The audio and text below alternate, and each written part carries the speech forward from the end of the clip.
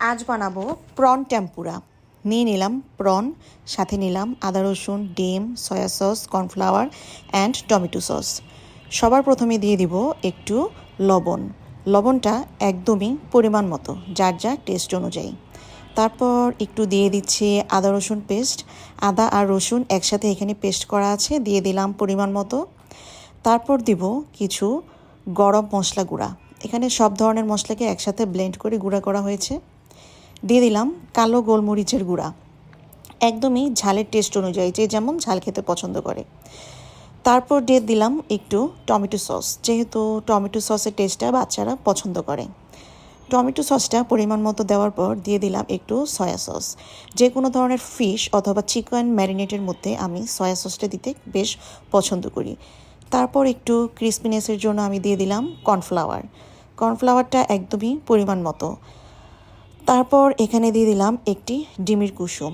আমি এখানে হাঁসের ডিম ইউজ করেছি, তাই কুসুমটা একটু কালারফুল।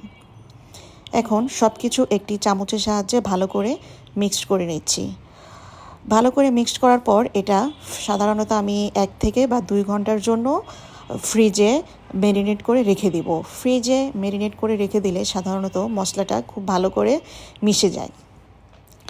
এই তো ভালোভাবে মিক্সড হওয়ার পর আমি এখন এটাকে ঢেকে ফ্রিজে 2 ঘন্টার জন্য রেস্টে রেখে দিব। 2 ঘন্টা পর আমি সেগুলোকে ভাজার জন্য রেডি করে ফেলেছি।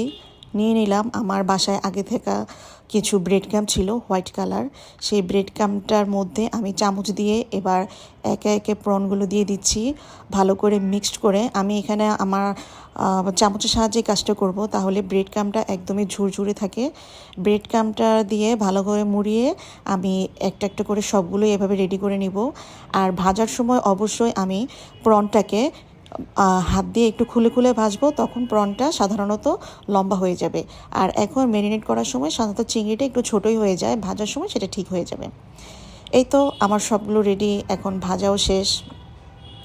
রেসিপিটা কেমন লাগবে জানাবেন। আর thank you for watching my channel.